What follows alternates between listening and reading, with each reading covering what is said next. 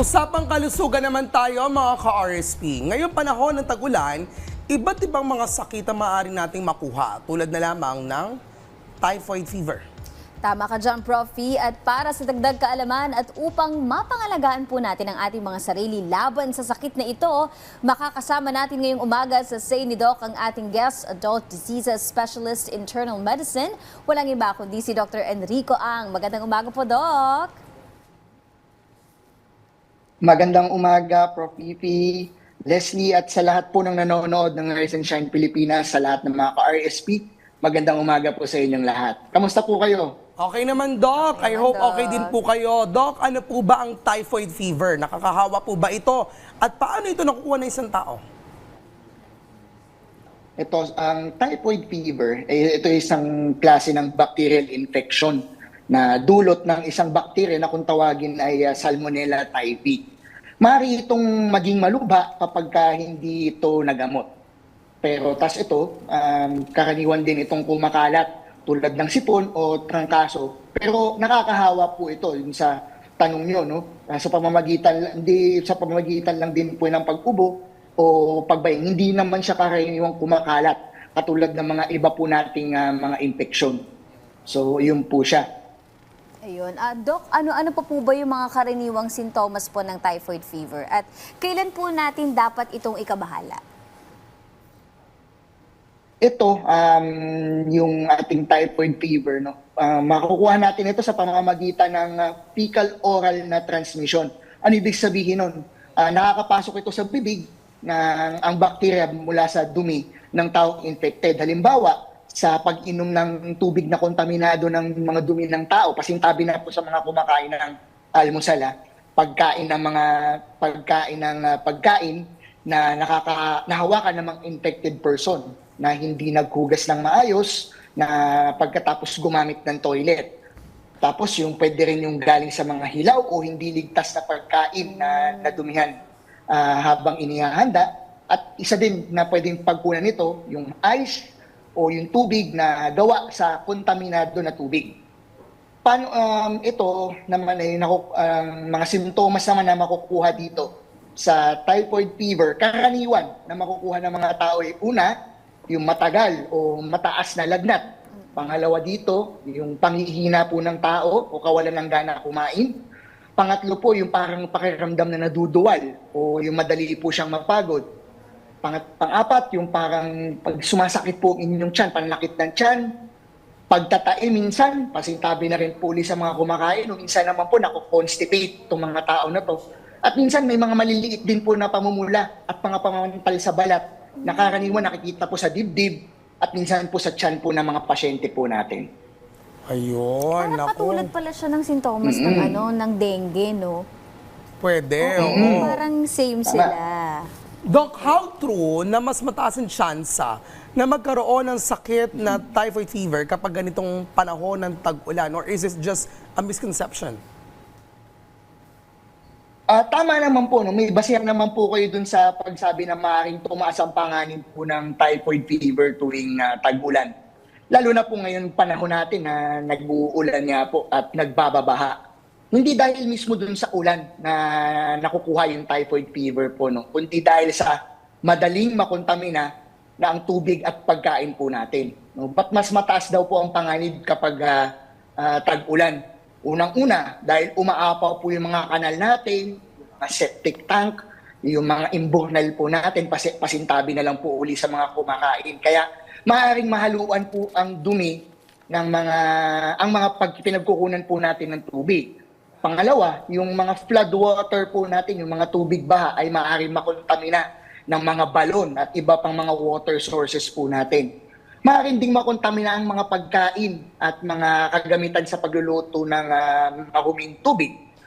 Itong kasing Salmonella typhi po natin na bacteria ay naipapasa kapag nakakain or nakainom ng food or water ang kontaminado ng mga dumi po ng tao.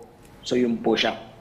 Doc, paano po natin malalaman kung typhoid fever nararanasan o hindi lamang ordinaryong lagnat o stomach flu o kaya di kay dengue? Actually, ito, no, mahirap na matukoy dun sa plain na sintomas niya lamang po. Ang typhoid fever ay maaaring magkamukhang ordinaryong viral infection, maaaring baka akala nyo stomach flu lang po ito or iba pang sakit na may lagnat. Sinasabi rin po ito ng World Health Organization po natin na clinically, mahirap itong ihiwalay sa iba pang acute na mga sakit po natin. Ano po ba yung mga palatandaan na mapapaisip po ang mga doktor na mukhang typhoid fever po ito na kung ano pang sakit po ng pasyente po natin? Una nga po, nabanggit natin kanina, yung lagnat po natin ay mataas at tuloy-tuloy. At lalo na kung ilang araw na po yung paglalagnat natin. Pangalawa, may kasama po itong matinding panghihina po ng katawan, sakit ng ulo, kawalan po ng gana kumain, pagduduwal at pananakit po ng tiyan ng mga pasyente po natin. Maaari din po magkaroon po ng diarrhea, hindi man po diarrhea, yung pagtatae, yung mga pong constipation na tinatawag. Hindi po kailangan na diarrhea lamang po yun, yung mararamdaman ng mga pasyente natin. At ito pa importante, yung may history po ng pagkain o pag-inom po ng tubig na posible nga pong kontaminado ng typhoid fever. Lalo na kung may exposure po dun sa lugar na mahina po ang sanitation po natin. Okay. So yun po. Doc, sino-sino naman po yung mga mas vulnerable o mas mataas po yung risk na magkaroon po ng typhoid fever? Oh, that's a good question. No? Yung mga bata, lalo na yung mga nasa lugar kung saan karaniwan po yung typhoid natin, sila po yung mga unang mga vulnerable groups po natin, yung mga madaliling mahawa. Pangalawa, yung mga tao po na gumagamit ng tubig na hindi siguradong ligtas, gaya po ng mga tubig na maaaring kontaminado po ang kanilang mga sewages or yun po nga yung mga baha po. Sunod po yung mga nakatira sa lugar na mahina po yung sanitasyon. Halimbawa, may problema po sa drainage, may problema po dun sa mga palikuran nila at sa waste disposal. Sunod din naman po dyan yung mga tao na madalas kumain or uminom sa lugar na hindi maayos ang food hygiene dahil maring kontaminado nga po yung kinakain nilang mga pagkain or tubig.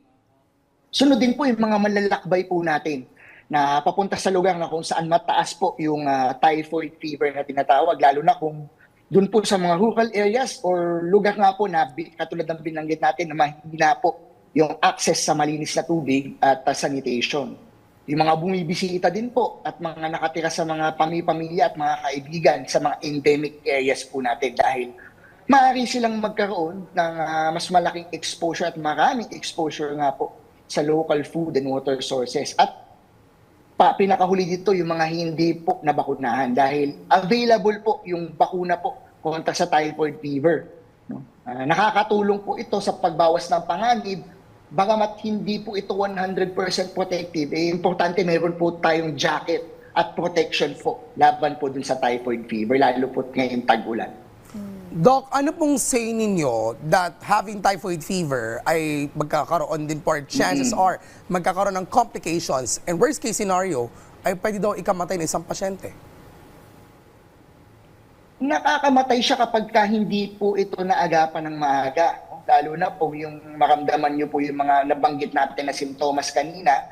Kaya po pinaka-importante po sa lahat kapag nakakaramdam na po kayo ng mga nabanggit ko po na mga simptomas kanina, agad-agad po tayo magpunta sa mga kakilala po natin mga doktor, hindi po ito sa ospital, sa mga clinic po nila, o sa mga pinakamalapit nyo po ng mga health center o super health centers na available po sa inyong mga komunidad. At huwag nyo pong mag-atubili, huwag nyo na pong patagalin at magpapakiramdaman lang po kayo sa bahay kapag sakali po. Mas maganda na doon po tayo magpunta on the side of caution. So kumonsulta po kayo kaagad. Ganun po. Ayun, Doc, paano po ba natin maiiwasan po yung typhoid fever? Lalo na po ngayon, panahon po ng tag-ulan at saka dun po sa mga areas na may problem po sa sanitation. Yun nga, no? Importante dito, gumamit po unang-una. Siguraduhin na malinis po yung mga nakapagkukunan natin ng mga pagkain. Siguraduhin nga po din na malinis po yung mga iniinom nyo na tubig, lalo po yung mga lugar po na medyo mahina yung sanitation. Siguraduhin po din dapat na maghugas po ng mga kamay, lalo po bago kumain, bago din po mag-prepare ng mga pagkain po na inihahanda natin at syempre mga iniinom din po nating tubig. Yan po yung mga importante. Yung hygiene po natin, kailangan na sigurado po tayo. Lalo pat yun nga po, yung pag-transmit po nito ay through fecal oral po ang transmission. So hygiene is the most important thing para po makaiwas din po tayo dun sa na magkakaroon po ng typhoid fever. At yun nga po, inabanggit ko kanina, very much available po yung mga typhoid fever vaccine po natin sa mga health centers, sa mga clinics po at sa mga hospital po natin. So yun po. Alam mo, Leslie, naalala ko tuloy ng bata ako. Siguro dahil sanay ako talaga sa kalye ng bata ko. Nagka-Carabao Beach kami ng mga kalaro ko. Pag may baha, nagsiswim-swim talaga kami. Buti na sanay siguro ko sa germs at di Yung sa tinamaan ng katawan ganito. mo, no? I think advantage ko yun eh. Oh, pero baka may vaccine ka rin, hindi mo alam. Sa bagay kasi midwife nanay ko. Yes, so baka for na, sure na vaccinated ka for typhoid fever. Salamat, Mother. And maraming salamat, Doc Enrico, sa mga alagang impormasyon tungkol po sa sakit na typhoid fever. Thank you, Doc. Ano man, maraming salamat mga ka-RSP.